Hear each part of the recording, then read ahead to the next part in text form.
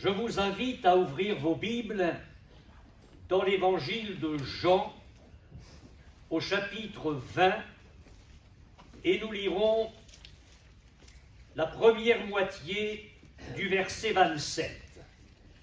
Évangile selon Jean, chapitre 20, verset 27.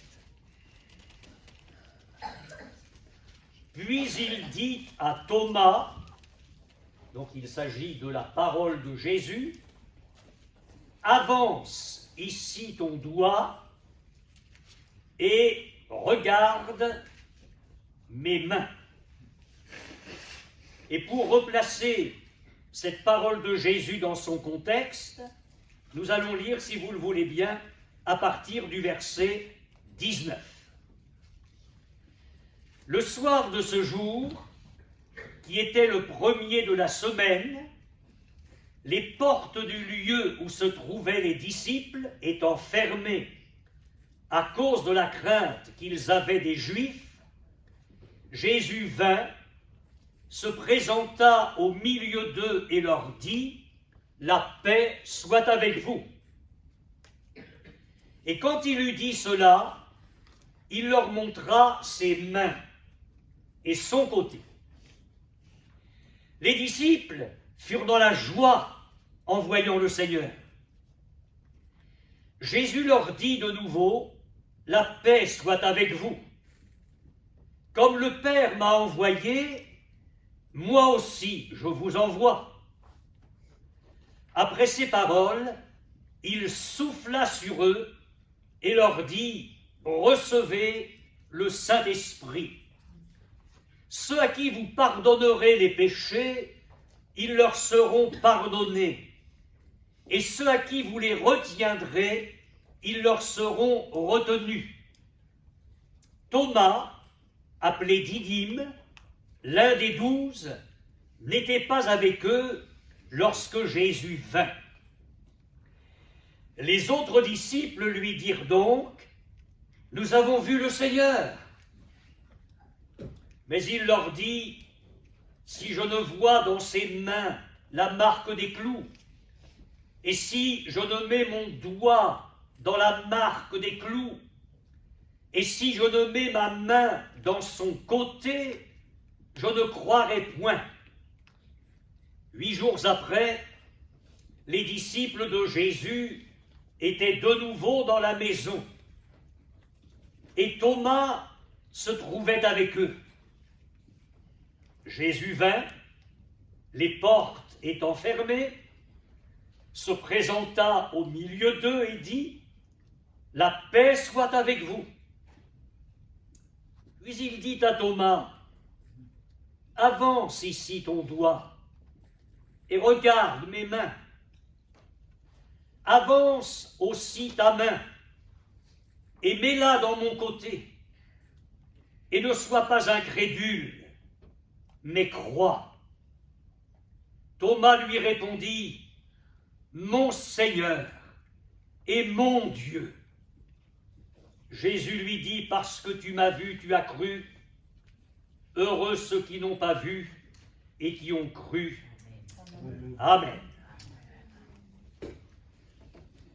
Il est certain que cette parole qui est sur mon cœur ce matin concerne plusieurs d'entre nous.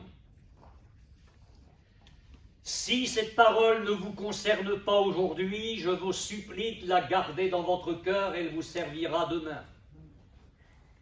En tout cas, elle vous servira dans votre témoignage auprès des âmes qui ne connaissent pas le Seigneur.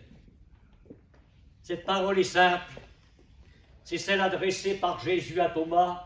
« Regarde mes mains. » Dans le texte que nous venons de lire, il est fait 3 fois mention des mains de Jésus. La première fois, juste après sa salutation, alors qu'il apparaît ressuscité dans la pièce où se trouvent ses disciples, juste après sa salutation, il nous est dit que Jésus montre ses mains à ses disciples, ce qui est une preuve que c'est bien lui, le Christ crucifié qui est maintenant ressuscité au siècle des siècles. La seconde mention des mains de Jésus est au verset 25. La réflexion de Thomas, qu'on a beaucoup chargé, peut-être un petit peu trop d'ailleurs, à tort, la réflexion de Thomas qui veut une conviction basée sur une rencontre personnelle avec Jésus. Ce qu'il y a de bon chez Thomas, c'est qu'il n'est pas prêt à accueillir n'importe qui se présentant comme le Christ.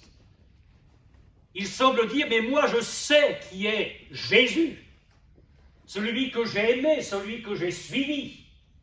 Il y a des marques, la marque des clous enfoncés dans ses mains à la croix.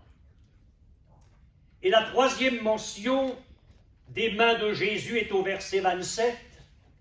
C'est l'invitation du Seigneur à Thomas lorsqu'il lui dit « Avance et regarde mes mains ».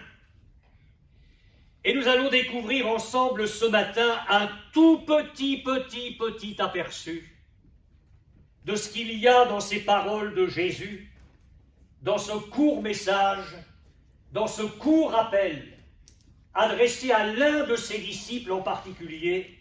Regarde mes mains. C'est ce message-là que j'aimerais partager, retenir avec vous pour ce matin. D'abord, vous dire ceci. Les mains, les vôtres, les miennes, nos mains, sont révélatrices. Révélatrices déjà de l'âge. Il y a une différence entre la main d'un poupon et la main d'un vieillard. Les mains sont révélatrices de la race. Si après le culte, vous regardez la main d'Honoré, la main de Jean-Yves, et comme il y a le message sur Internet, je ne vais pas prononcer le nom de famille, la main d'Alphonsine, et que vous regardez la mienne, vous direz, il y a une différence. Et du coup, Pauline regarde la sienne, pour savoir si c'est toujours la même couleur. La main parle de race. La main parle du caractère et de la force. Vous avez des mains molles. Vous avez des mains fortes, fermes, des mains chaudes, des mains froides, des mains distantes. Elles traduisent le caractère. Et puis les mains évoqueront le métier. Il y a une différence entre les mains d'un manuel et les mains d'un intellectuel. Même s'il se lave beaucoup les mains d'un garagiste restent quand même avec de la graisse. Les mains d'un poissonnier vont avoir une certaine odeur. Les mains d'un maçon risquent d'être calleuses.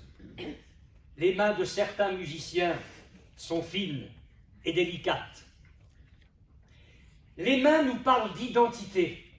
Vous savez que depuis que la médecine légale et la police scientifique utilisent nos empreintes, nous savons que nos mains marquent tout ce qu'elles touchent. Et nous pouvons dire que nos mains sont la signature indélébile de ce que nous sommes. Il y a une identité dans nos mains. Et je dirais d'une manière plus générale que si nos pieds, par exemple, peuvent être le symbole de la mobilité de la marche, nos mains sont le symbole de l'activité.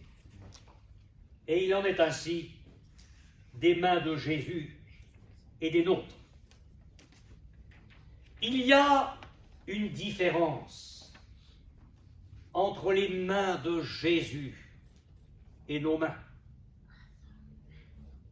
Beaucoup d'hommes et de femmes se sont distingués au fil des siècles par leur dévouement et leur compassion à l'égard de leurs semblables.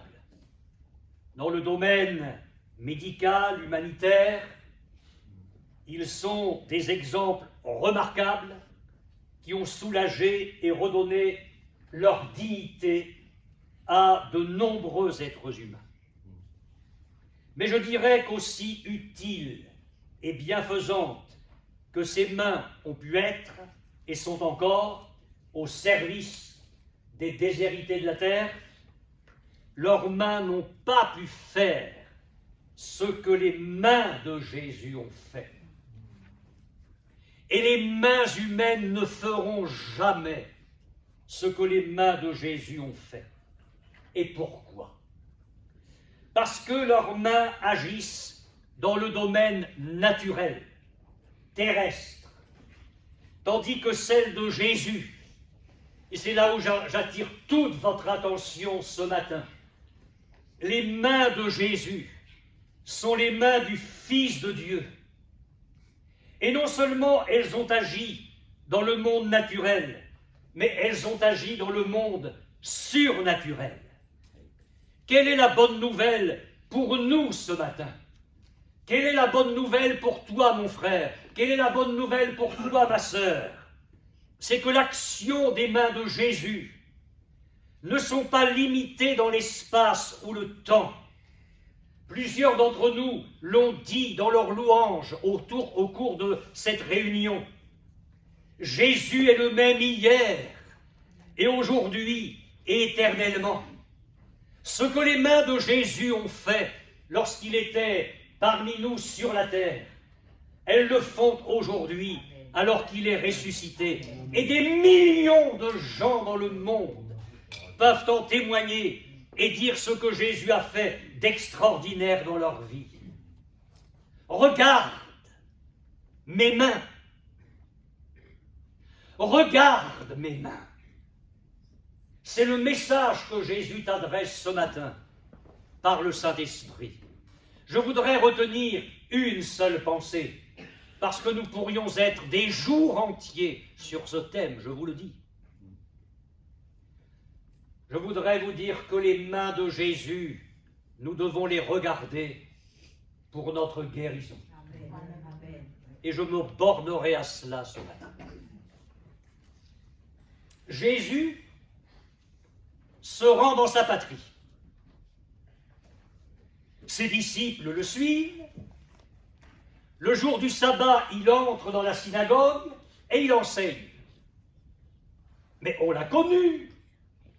On l'a connu tout petit, puis adolescent, puis jeune homme. C'est le fils du charpentier. Le charpentier avec son père, Joseph. D'où lui viennent ces choses? Quelle est cette sagesse qui lui a été donnée? Et écoutez bien, comment de tels miracles se font-ils par ses mains?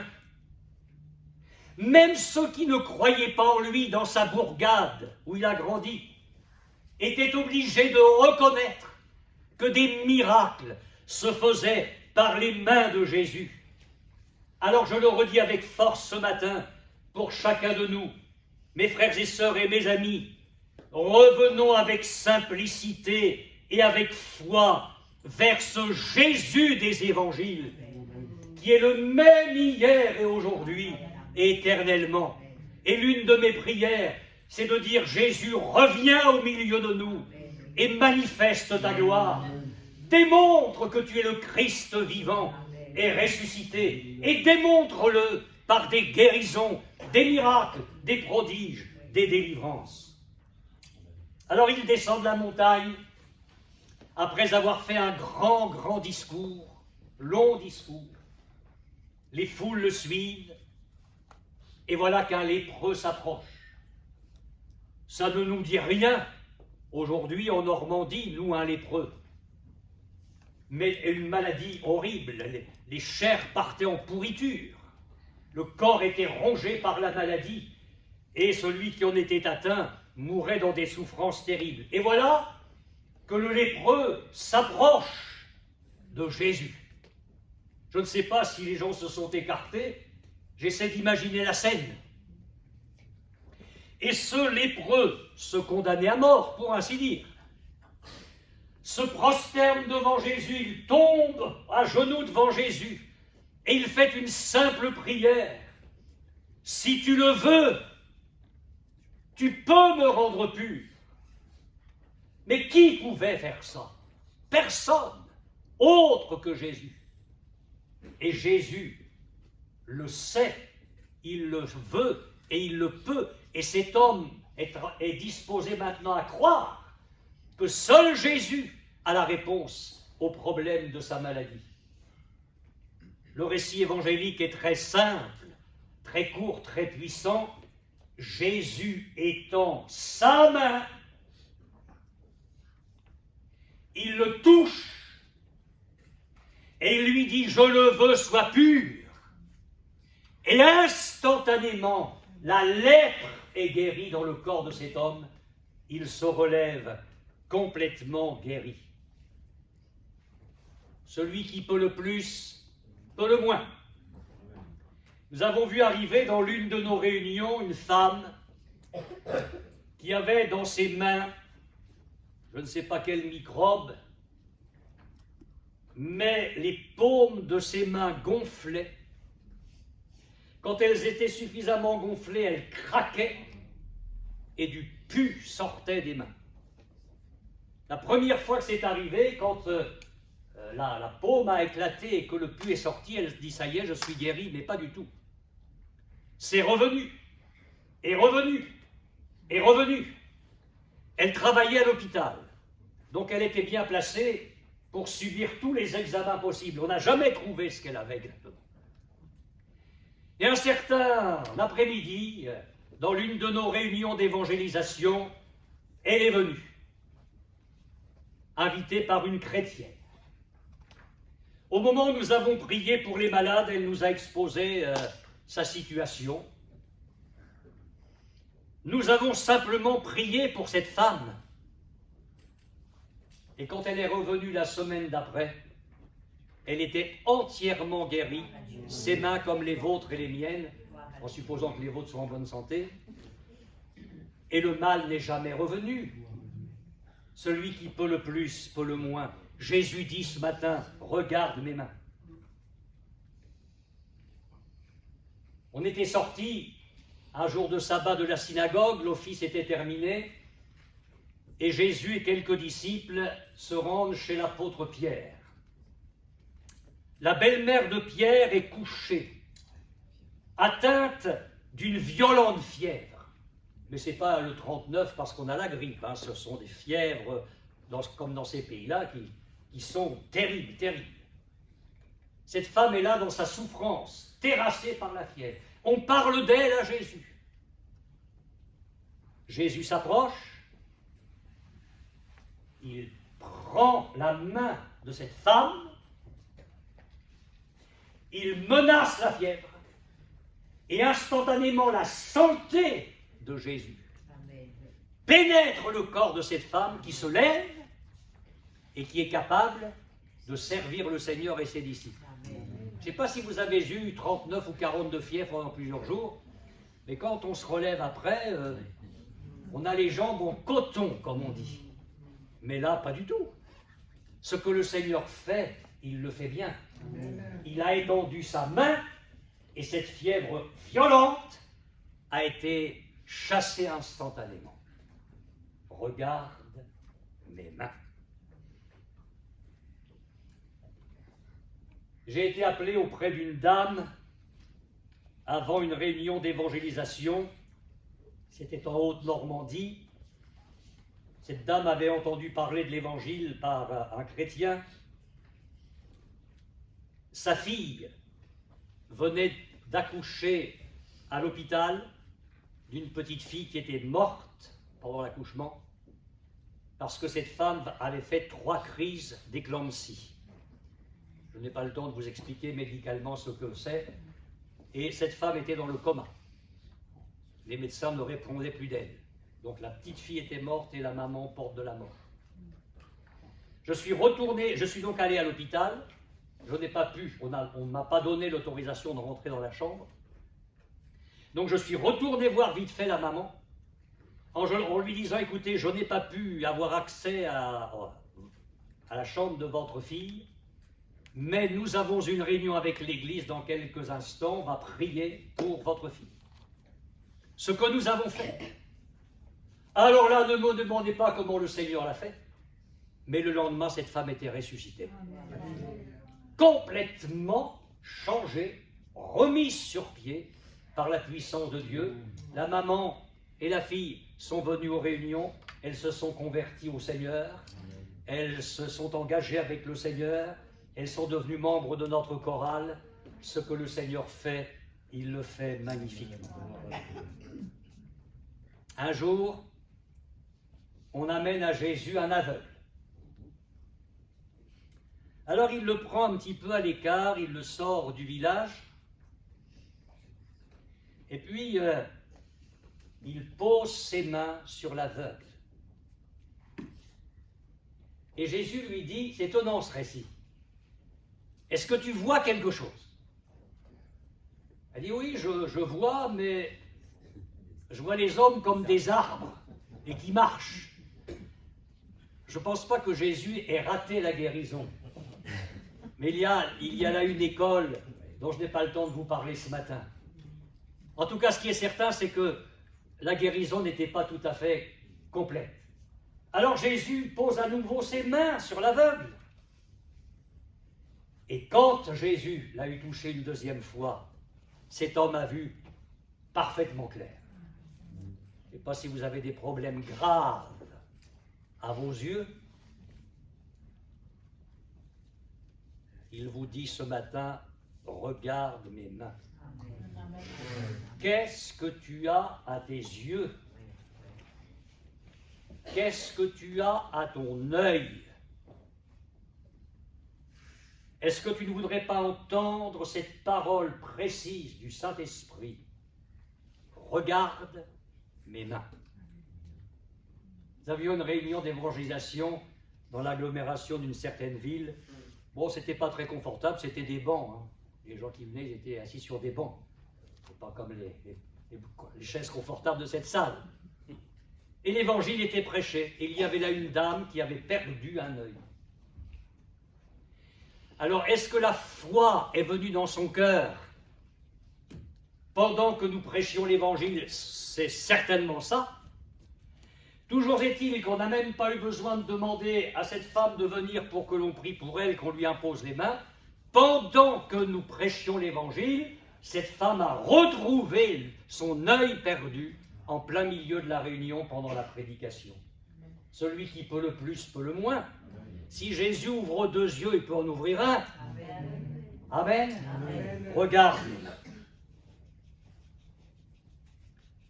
Je pourrais vous parler de beaucoup de miracles encore que le Seigneur a fait. Je pense à ce moment où Jésus entre dans une synagogue. Et puis il y a là une femme courbée en deux depuis 18 ans. Il y a un démon en elle qui la rend infirme depuis 18 ans. Alors ça ne veut pas dire que chaque fois qu'on est malade, on a un démon. Mais c'était le cas de cette femme. Imaginez une femme courbée en deux depuis 18 ans. Elle ne voit que la terre, incapable de se redresser. Et il y a un texte dans l'Ancien Testament, et même plusieurs, qui pose la question, mais qui peut redresser ce qui est courbé?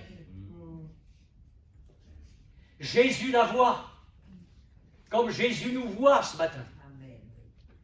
Et il a compassion d'elle. Et il lui apporte une parole de délivrance. Femme, tu es délivrée de ton infirmité. Parce que Jésus parle comme si les choses étaient déjà arrivées. Pour lui, c'est fait. Il ne dit pas, femme, tu vas être délivrée dans quelques instants. Il dit, tu es délivrée. Pour moi, c'est fait. Et après avoir prononcé cette parole de délivrance, il pose ses mains sur cette femme, elle se redresse, elle est guérie instantanément. Je ne sais pas si vous avez des problèmes de vertèbres, cervicales, lombaires. On a un squelette, parfois il nous fait souffrir. Hein. On a des os, mais ça ne va pas toujours très bien. Est-ce que nous ne voudrions pas entendre ce matin ce message si simple de Jésus? Regarde mes mains. Regarde mes mains. Celui qui peut le plus peut le moins. Dans l'une de nos réunions, il y avait une personne qui avait des gros problèmes de colonne vertébrale et qui avait un corset de fer. Portait un corset de fer à cause de son problème. L'évangile est prêché. Et parfois, quand le prédicateur est parti, il ne regarde pas trop l'heure. Et à un moment donné, alors que le prédicateur parlait de l'évangile, de Jésus, de la foi, certainement que la foi est venue dans le cœur de cette personne parce que, à sa place, elle a commencé à souffrir. Son corset l'a fait souffrir. Et elle s'est dit, mais quand est-ce qu'il va terminer, le pasteur? Quand est-ce qu'il va terminer que je rentre chez moi? Alors, rassurez-vous, la réunion a fini par se terminer quand même. Cette personne est rentrée chez elle, elle a défait son corset de fer qu'elle n'a jamais remise, parce que le Seigneur l'avait délivrée dans cette réunion. Jésus a guéri une multitude de malades. Je vous ai cité quelques exemples où le Seigneur a étendu ses mains. Mais par exemple, il y a ce texte dans l'évangile de Luc, un texte magnifique. Après le coucher du soleil, et vous savez que les fins de journée, les débuts de soirée, c'est des heures difficiles pour les malades. Après le coucher du soleil, tous ceux qui avaient des malades atteints de diverses maladies les lui amenèrent. Écoutez bien. Ah, j'aime ça. Il imposa les mains à chacun d'eux. Il n'a pas bâclé la réunion, il dit on va faire une prière collective. Il a pris le temps. Moi, ça me bouleverse. Il a pris du temps. Il a pris le temps de s'occuper de chaque malade. Il imposa les mains à chacun d'eux. Et moi, je ne changerai pas une virgule à mon évangile. Il est dit, il les guérit. Amen. Il ne leur a pas demandé de confesser leurs péchés pour les guérir après. On est ici dans l'évangélisation. On est ici non pas avec des chrétiens, mais avec l'évangélisation. Des gens viennent comme ils sont, atteints de diverses maladies. Jésus s'intéresse à chacun en particulier. Il impose les mains à chacun et ils sont guéris. Thomas approche. Il y en a eu des pensées dans ton cœur avant la réunion, hein? Toute la semaine, là, entre dimanche dernier et ce dimanche. Dimanche dernier, tu n'étais pas là, tu as eu tort, hein, parce que quand tu manques une réunion, tu manques toujours une bénédiction. Alors, les disciples t'ont dit, on a vu le Seigneur. Et pourtant, tu connais tes frères, ce n'est pas des farfelus, ce n'est pas des illuminés, ce n'est pas des fanatiques. S'ils t'ont dit qu'ils ont vu le Seigneur, c'est qu'ils l'ont vu. Ouais, peut-être. En tout cas, moi, il y a une chose qui est certaine. C'est que si je ne vois pas dans ses mains la marque des clous, si je ne mets pas mon doigt dans la marque des clous et si je ne mets pas ma main dans son côté, je ne croirai pas. Alors on est le dimanche d'après. Thomas avance. Le Seigneur ne s'occupe pas des autres, hein. Il y en a un qui a besoin en particulier d'une restauration. Thomas avance et regarde mes mains. Regarde mes mains. Et ne sois pas incrédule, mais crois. Et la suite, on l'a lu. Ces mains, ce dimanche soir-là, étaient des mains qui avaient été clouées sur la croix. Et là, le Saint-Esprit a quelque chose à te dire.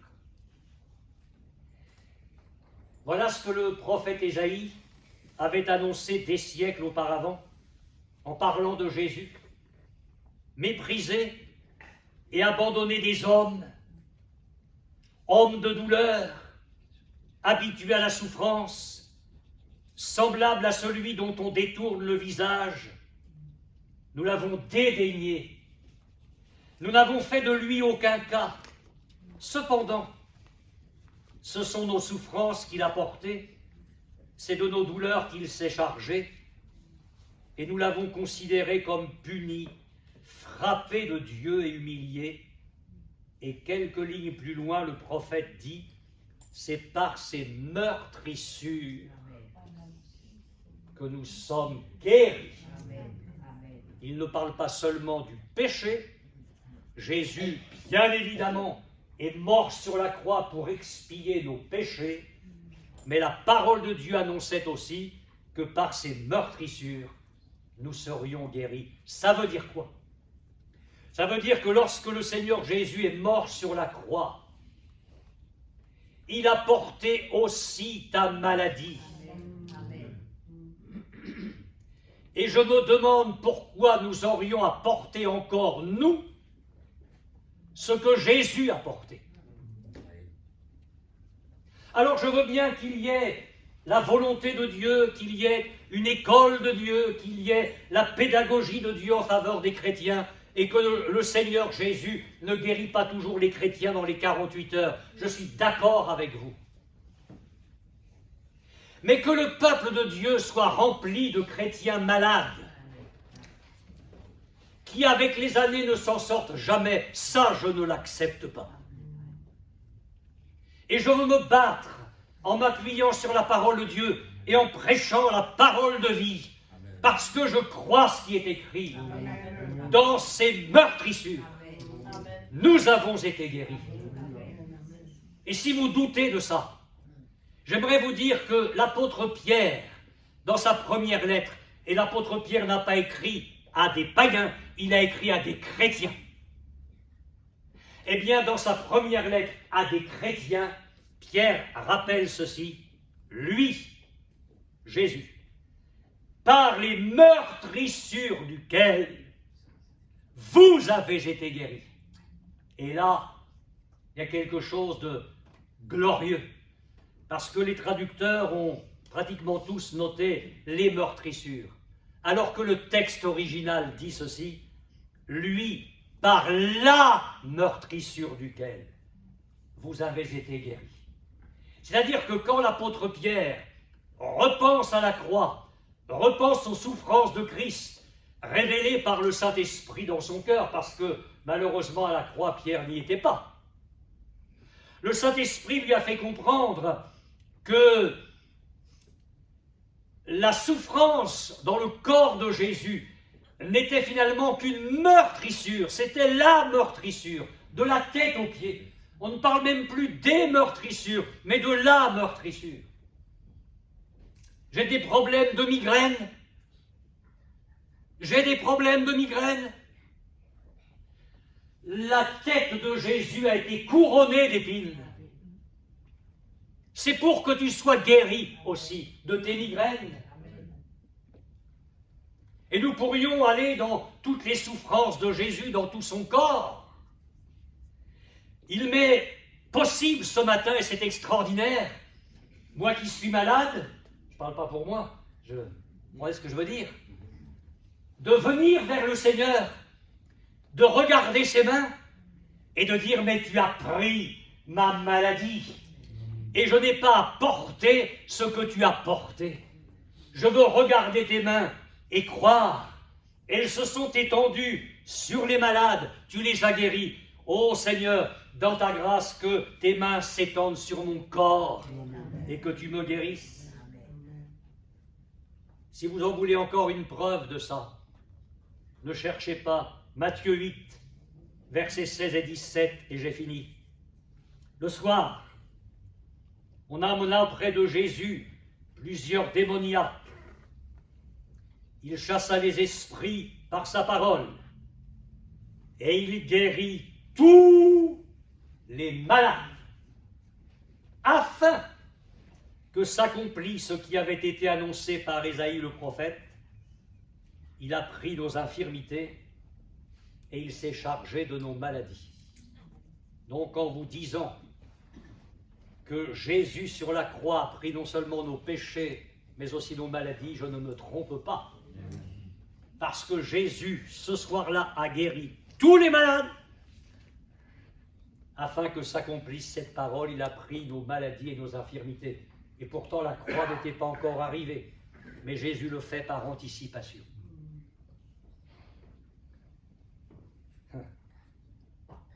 C'est une chose de l'entendre.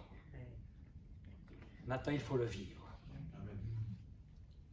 Alors, je vous dis, amis ou frères et sœurs qui êtes malades, déchargez aux pieds du Seigneur cette maladie qui est dans votre corps.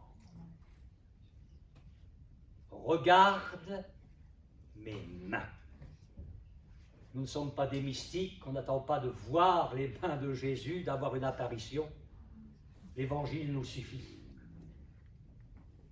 Mais je veux placer ma foi dans le Christ et m'attendre à ce qu'il agisse puissamment dans mon corps. Amen. Amen. Amen. Et je crois que la puissance de Dieu va se manifester dans des vies et que nous aurons des témoignages de ce que Dieu va faire au milieu de nous. Gloire à son nom. On va se recueillir quelques instants dans la présence du Seigneur.